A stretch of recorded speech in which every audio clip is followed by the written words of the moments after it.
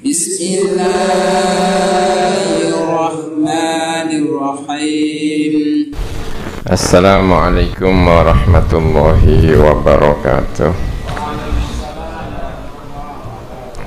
Bismillahirrahmanirrahim. Alhamdulillah. Wassalatu wassalamu ala man la nabiyya ba'dah wa ala alihi wa sahbihi wa man walah. Amma ba'dah. Para alim ulama, para kiai yang kita hormati bersama-sama, ya, alhamdulillah ini bisa hadir. Baik, ini saya akan membacakan saja beberapa, ya, semoga tidak terlalu panjang. Saya ingin memulai dengan muqaddimatun anin nazariyat asiyasiyah, ya. Yang pertama,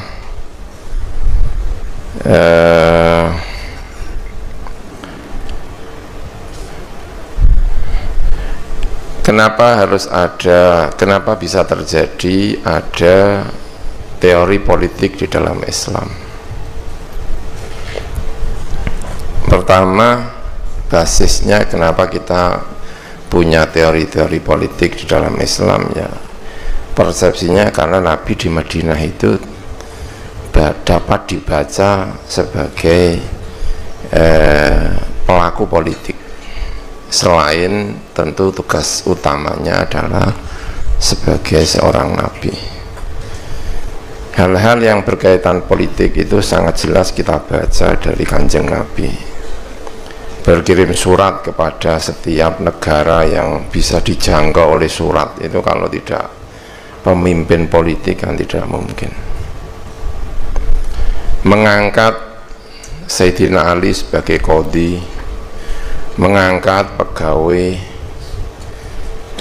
menyelesaikan konflik, melakukan kerjasama dengan kekuatan-kekuatan yang ada, melaksanakan jihad, semuanya tidak mungkin kalau tidak ada kekuatan politiknya. Hampir semua ulama mengatakan, baik ulama dalam arti orang yang memahami, mempelajari Kanjeng Nabi, itu semua mengatakan Kanjeng Nabi itu ada nilai-nilai politiknya.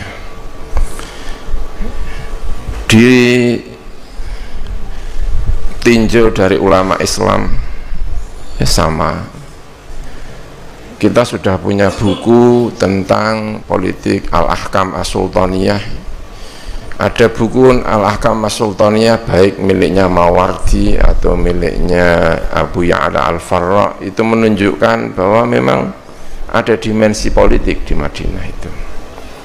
Kalau itu enggak mungkin ada. Kemudian ada kitabnya Al-Qarrafi, Al-Ihkam fi Tamyizil Fatawa Anil Ahkam wa Tasarrufil Qadhi wal Imam, membedakan tasarruf, apakah dia imam ataukah sebagai mufti, yang bisa dibaca ketika Kanjeng Nabi menyampaikan fatwanya, menyampaikan hukum Islam, apakah beliau sebagai mufti ataukah beliau sebagai qadhi ataukah beliau sebagai imam.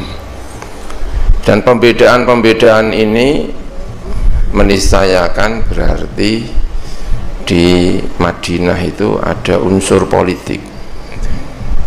Kalau kita tidak punya basis ini, kita tidak sah mengatakan ini politik Islam, karena istiad-istiad berkenaan dengan wilayah ini karena punya persepsi Kanjeng Nabi itu ada dimensi politiknya, sehingga kita sah mengatakan kalau ini berarti teori politik Islam. Yang pertama.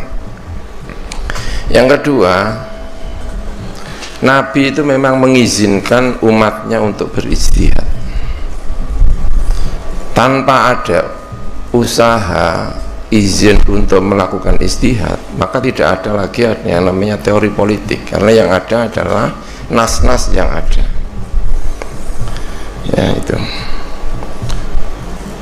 Ya kalau ini mau mengambil nas dari Islam, ya kita bisa menyebut Al-Imam Asy-Syatibi di dalam kitab Al-Muwafaqat. Beliau mengatakan al-waqa'i fil wujud la tanhasir. Kejadian itu tidak mungkin diringkas dalam beberapa hal, selalu berkembang. Sementara pengalaman-pengalaman Madinah itu terbatas. Pengalaman politik Madinah itu terbatas, sementara pengalaman politik itu kalau dialihkan pembicaraannya Imam Syatibi di dalam Muwafaqat untuk wilayah politik, walaupun Imam Syatibi tidak bicara secara khusus mengenai politik tapi secara umum, maka kita akan bisa menyampaikan pengalaman Madinah mengenai politik itu terbatas, sementara pengalaman manusia mengenai politik itu terus berkembang. Kalau dikaitkan dengan tadi bahwa Nabi mengizinkan ijtihad, berarti yang belum ada pengalamannya itu ulama berhak untuk melakukan ijtihad. Jadi yang pertama, Nabi itu bisa dibaca sebagai mohon maaf ya kalau bahasanya kurang pas tadi itu, pelaku politik, sebagai imam, sebagai ini. Yang kedua, Nabi mengizinkan untuk umat ini untuk melakukan ijtihad. Kalau benar ya 2, kalau salah ya 1. Jadi agak enak lah ya, kalau salah masih 1. Nah, yang kedua, yang ketiga itu tadi, Nabi dalam terutama di wilayah politik itu tidak banyak bicara. Kalau semuanya sudah dibicarakan, ya nggak perlu ada teori baru. Tapi karena tidak semuanya dibicarakan, maka akan ada teori-teori baru. Nah ini ya. Nah jadi yang pertama Nabi itu bisa dibaca boleh. Yang kedua ijtihad. Nah ijtihad itu kan kalau dalam buku-buku usul fikih kita itu kan bisa fardu ain, bisa fardu kifayah, bisa sunat, dan bisa haram. Ijtihad di dalam ini. Nah ijtihad yang fardu ain itu yang apa? Mustahid menghadapi permasalahan untuk dirinya sendiri. Karena apa? Mustahid itu tidak boleh taklid. Maka kalau saya bayangkan itu ini karena sudah mustahid, itu tidak boleh baca buku terlalu lama, harus ijtihad sendiri. Itu usul fikih kita kan bilang begitu. Orang mustahid itu kalau ada masalah baru dia wajib ijtihad, tidak boleh taklid. Maka itu hukumnya itu wajib. Itu. Ya rois surya lah kan wajib hukumnya. Yang kedua, kalau dia ditanya waktunya itu mepet dan harus segera dijawab, maka harus segera ijtihad. Itu repotnya ulama. Itu kenapa ulama itu kok jarang tidur, itu karena pertanyaannya kadang mepet.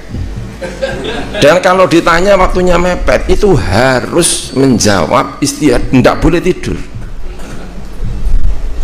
Pak Kiai, ini istri saya mau pergi, hukumnya haram apa halal? Lah kapan perginya? Ini 5 menit lagi. Oh itu nggak boleh kemana-mana, harus menjawab. Kalau jawab berarti orang yang tanya tadi itu kalau pergi nggak tahu hukumnya. Nah itu kalau kategori usul fikih kita itu namanya itu hukumnya itu fardu ain, tidak lagi fardu kifayah. Makanya kalau kita memilih rois suryah itu yang bisa melakukan fardu ain. Itu usul fikihnya bilang gitu, itu usul fikih kita itu. Nah ada yang fardu kifayah tentu saja, karena kalau fardu itu kalau tidak mepet bisa dipikir bareng-bareng.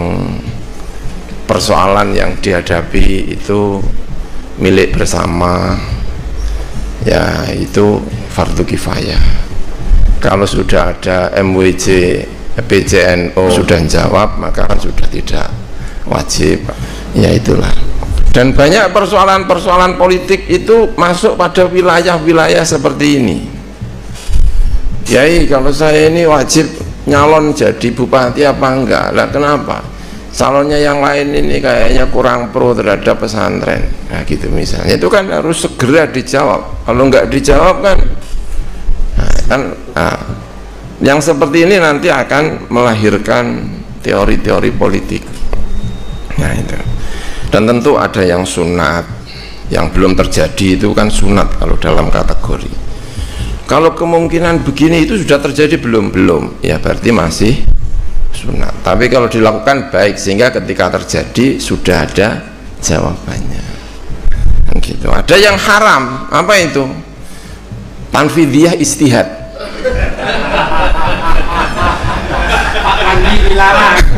Nah, ini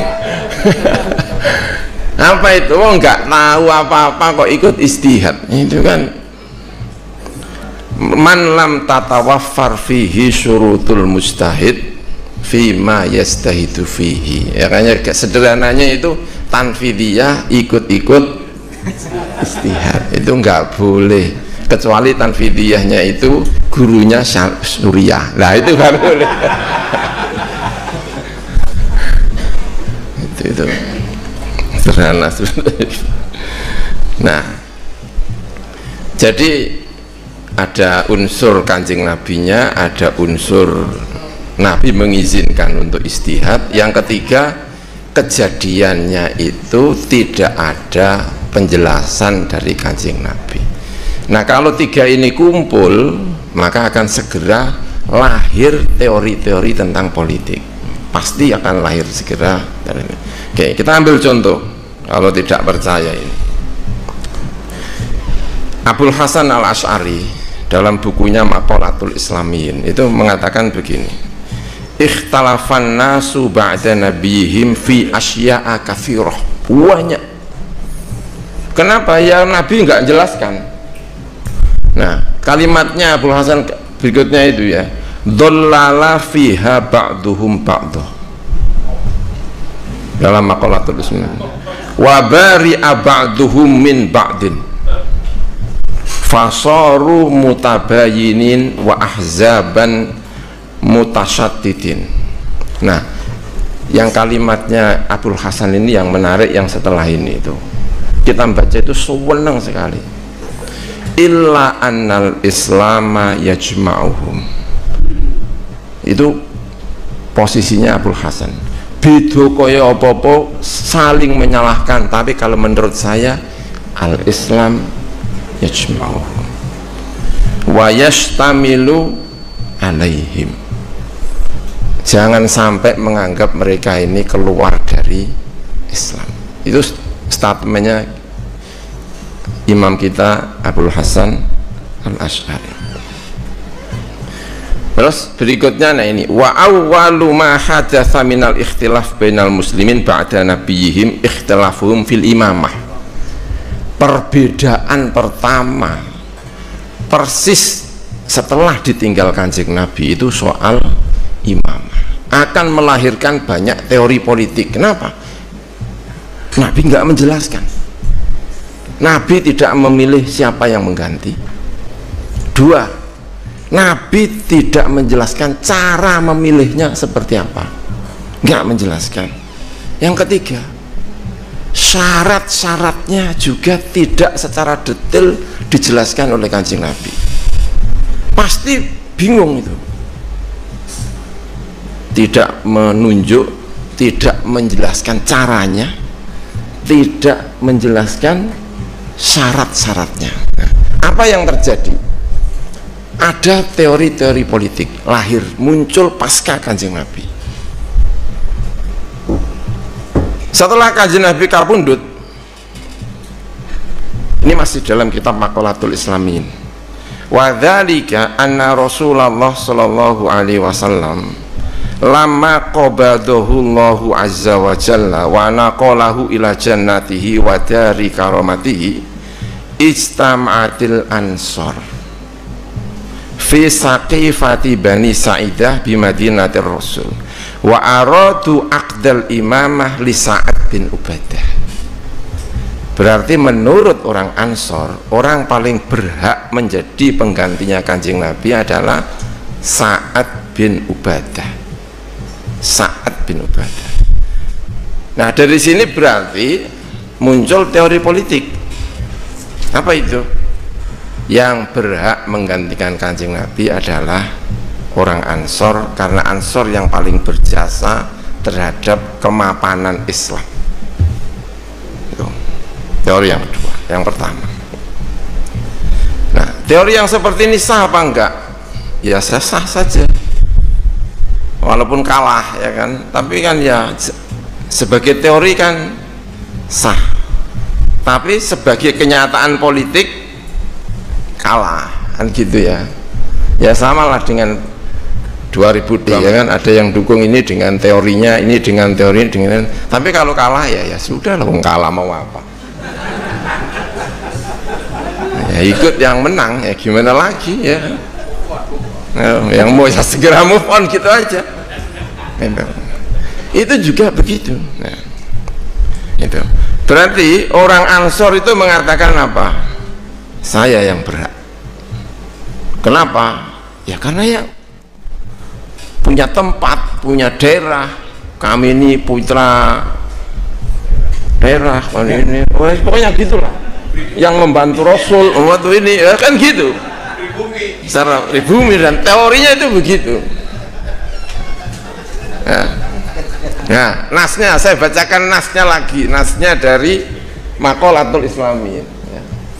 Wa balagha dzalika Abu Bakrin wa Umar ridwanullahi alaihima faqasada nahwa mujtama'il ansor fi rijalin minal muhajirin fa'lamahum Abu Bakar annal imamata la takunu illa fi Quraisy wahtajja alaihim biqaulin Nabi sallallahu alaihi wasallam al imamatu fi Quraisy. Teori yang kedua, karena kan Nabi tidak menjelaskan tadi dulu ya, dan Nabi mengizinkan untuk istihad. Kelompoknya Sayyidina Abu Bakar, Umar. Yang berhak siapa? Orang Quraisy. Orang Quraisy itu siapa? Ya ini Abu Bakar. Orang Quraisy. Orang Quraisy. Maka sejak saat itu ada teori muncul, imam harus orang Quraisy. Fikih-fikih kita teori ini masih dipakai. Fathul Qorib, Fathul Mu'in, al-imamatu min Quraisy. Walaupun presidennya Jokowi. Blas, gak Quraisy blas.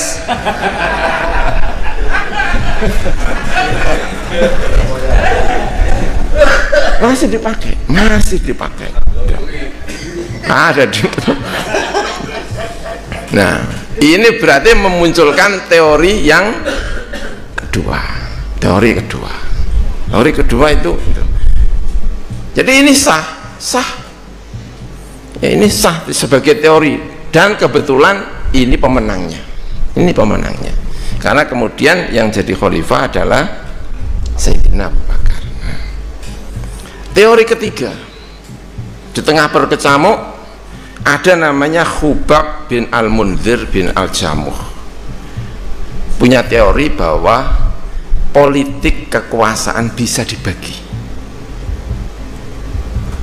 Muhajirin punya kekuasaan, Ansor punya kekuasaan. Kata beliau mengatakan, minna amirun wa minkum amirun. Tidak hanya itu, beliau menghunus pedang, minkum amirun wa minna amirun. Dulu nggak laku itu, nggak laku, tapi sekarang laku. Ada Indonesia, ada Malaysia. Itu madhabnya siapa? Ini yang dulu nggak laku. Iya, dulu nggak laku, sekarang paling laku. Ada Saudi, ada Kuwait, ada.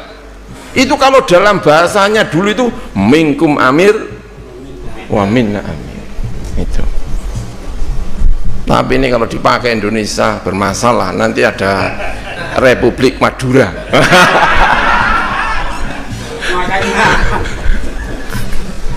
Karena ada minkum amirun wa minna amirun. Nah, tapi diantara kesemuanya itu semua sepakat. Apa itu? Harus melalui biat. Harus melalui biat.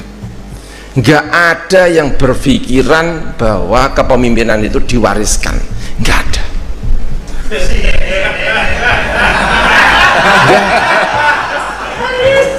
Wana badu, nggak ada. Apapun. Siapa yang pertama kali berpikir warisan di kemudian hari? Laku. Karena dilakukan oleh Muawiyah.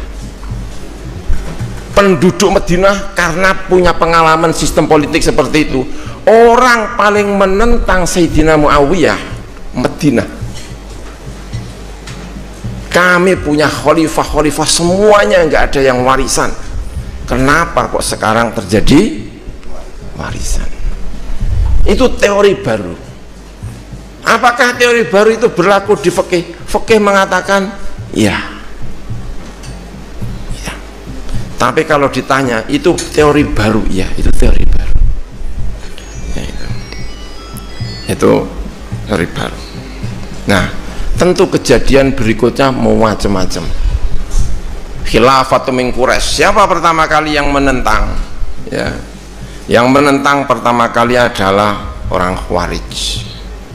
Khawarij itu banyak ditentang, tapi dia yang pertama kali menyatakan al-khilafatu laisat min haqqi Quraisy. Dialognya dengan Muawiyah dengan ini waktu luar biasa itu ya, dialognya itu ya.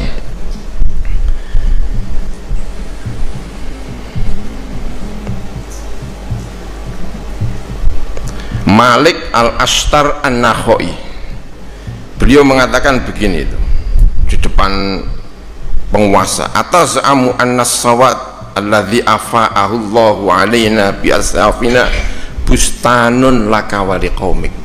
Laka itu macam kepada Quraisy, enggak setuju, milik bersama. Dulu tidak laku, tapi sekarang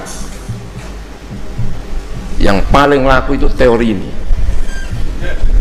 Indonesia pakai teorinya siapa? Teorinya Khawarij.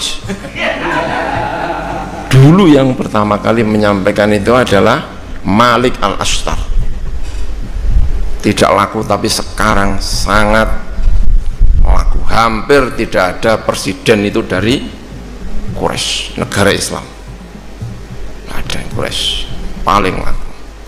Jadi kalau kita kemudian NU itu tentu kalau bicara tentang lahirnya teori-teori politik, sehingga dicatat dalam buku-buku fikih itu ada sejarahnya, ada ininya, kita bisa membaca bersama-sama.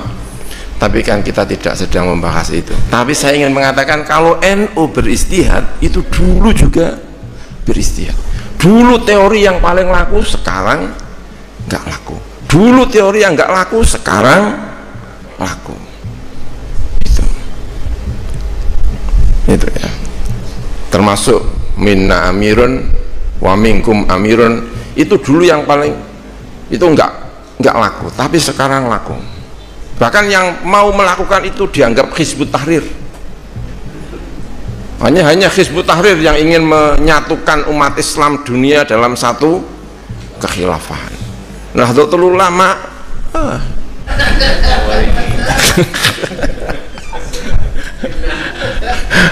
minna amirun wa minkum amirun, ya.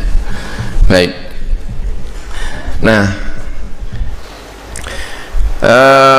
salah satu pembantu dari Muawiyah namanya Al-Mughirah kalau tidak salah, itu yang memberi usul kepada Muawiyah agar mewariskan, tidak menggunakan sistem kekhilafahan sebelumnya, tapi mengusulkan agar sistem wirasah. Alasannya apa? Kita sudah pengalaman pergantian kekhilafahan sampai keempat, dan isinya banyak berdarah-darah. Hak non lid hak, hak nan lid dima. Alasannya juga masuk akal ya, agar tidak terjadi pertumpahan darah di dalam apa ini suksesi, maka sebaiknya dilakukan sistem al-wirosah dan diterima oleh Muawiyah dengan cara yang mengalirkan darah juga akhirnya, ya kan, baca yang kemudian karena tidak setuju dan lain sebagainya, akhirnya ya sama gitu loh. Akhirnya sama. Nah, itu apakah disebut nadhoriyah secara fikih? Ya kan, masalahnya tadi saya sampaikan ya,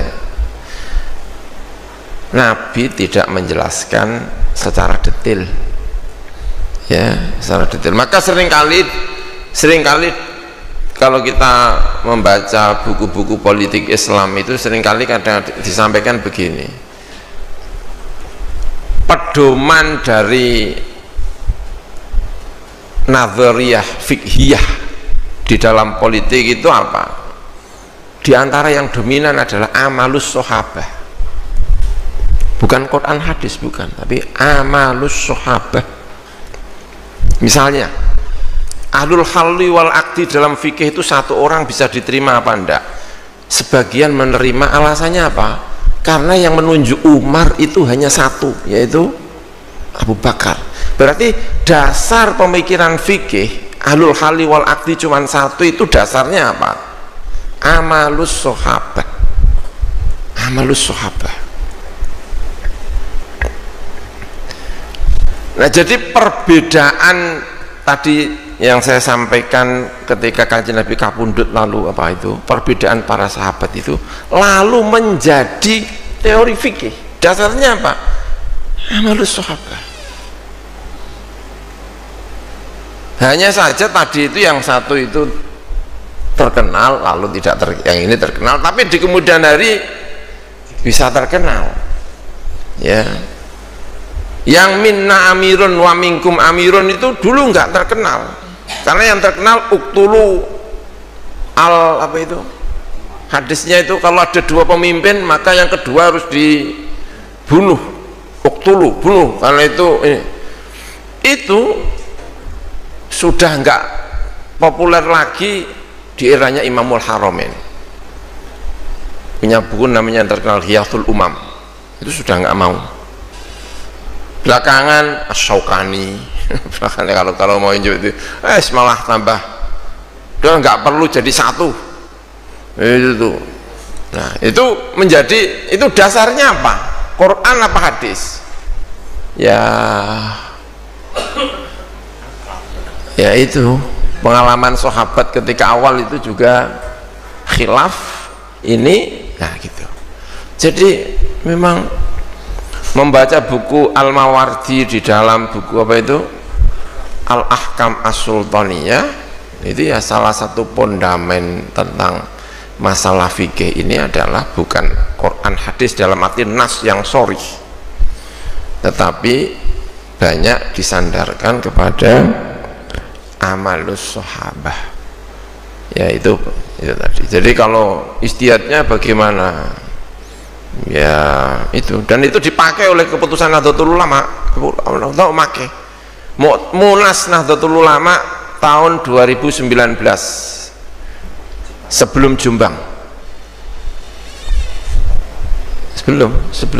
sebelum Jombang itu ada Munas Nahdlatul Ulama yang diadakan di kantor PBNU, di kantor PBNU. Rois amnya sudah Kiai Haji Mustafa Bisri, bukan Basahal lagi, sudah Kiai Haji Ahmad Mustafa Bisri. Salah satu keputusannya apa?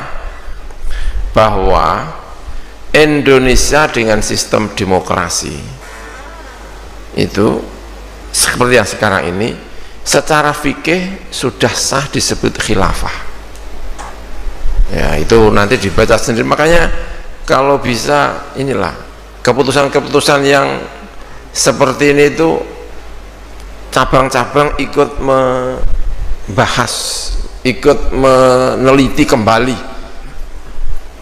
Ya, setuju atau tidak setuju itu soal nomor 2, tapi bahwa NU pernah punya keputusan seperti ini. Tujuannya apa waktu itu, kenapa diputuskan seperti ini? Karena saya ikut hadir, ya, saya belum jadi pengurus NU, tapi saya ikut hadir, ya. Itu kenapa? Karena saat itu rame-ramenya, kuat-kuatnya Hizbut Tahrir yang kepengen mengganti yang ada ini dengan sistem khilafah, selalu menyampaikan sistem yang ada ini belum sah secara fikih, karena yang sah itu hanya khilafah. Dijawab oleh NU, yang ada ini sudah khilafah, jadi nggak usah bikin khilafah baru itu. Nah, ada keputusannya, saya ikut persis, saya ikut apa, hadir. Oh, pokoknya ikut hadir, ikut lihat, ikut rame-ramenya, ikut ini, saya ikut hadir. Baru setelah itu, karena saya akrab dengan Gus Mus, sehingga diajak untuk melakukan sosialisasi tentang keputusan ini di beberapa tempat, bahwa NU itu pernah memutuskan. Nah yang seperti ini itu bagian dari nadhoriyah siyasiyah Nahdiyah yang lahir dari persoalan-persoalan yang ada.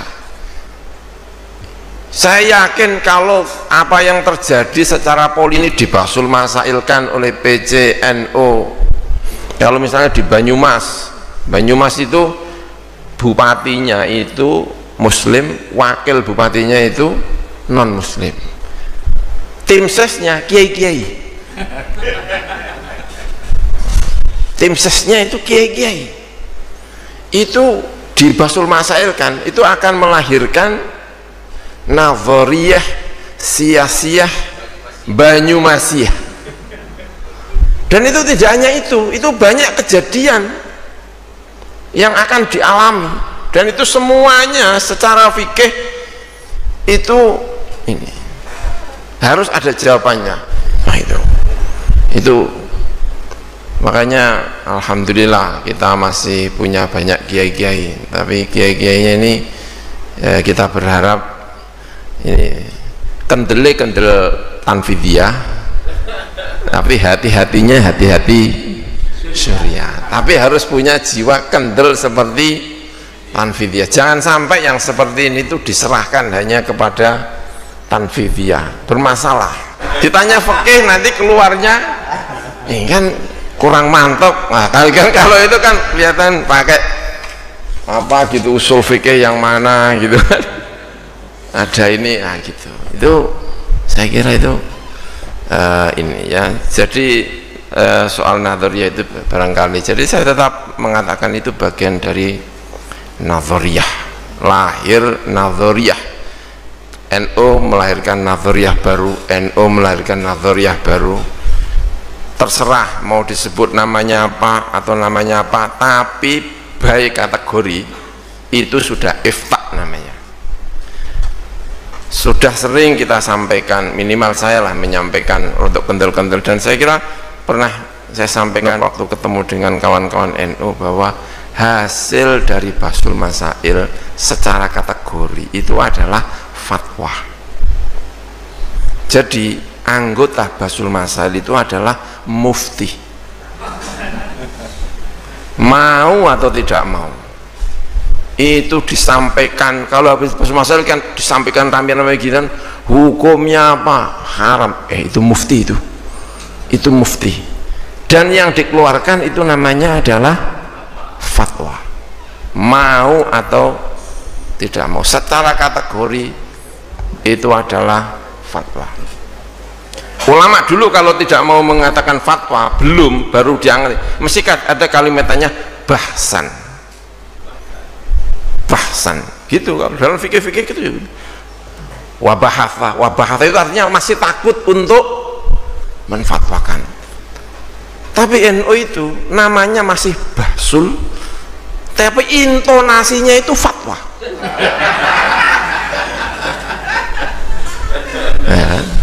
Karena secara kategori itu bahsun itu kalau dalam Fathul Info itu kan ada bahasa, wah bahasa al-adroi, wah bahasa Fathul itu loh kan, wah bahasa, wah bahasa itu artinya sebetulnya kiainya urung Pak Wani menyampaikan itu fatwa,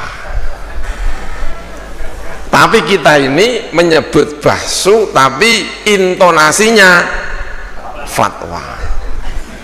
BPJS keputusan Muktamar Jombang hukumnya apa? Halal. Coba Jombang, kenapa kok tahu? Saya sekretarisnya fatwa, walaupun tidak ikut tapi sekretaris fatwanya, sekretaris Basul Masailnya di Muktamar Jombang. Itu hukumnya halal. Setelah itu ditindaklanjuti oleh BPJS mengadakan sosialisasi tentang halalnya BPJS berdasarkan fatwa apa? Bahsunya NU ini fatwa lah itu, iya fatwa itu, walaupun namanya bahsu, fatwa ini, dan itu dihukumi halal. Yang hukumi siapa? Ada Gus Anik, salah satu pimpinannya Gus Anik, ada siapa yang saya kenal itu, pokoknya ada Gus Anik yang paling rajin ikut kemana-mana, karena sebelum itu ada di godok di mana-mana itu, salah satu yang aktif itu Gus Anik. Mana itu? Pati, ya, BPJS itu halal.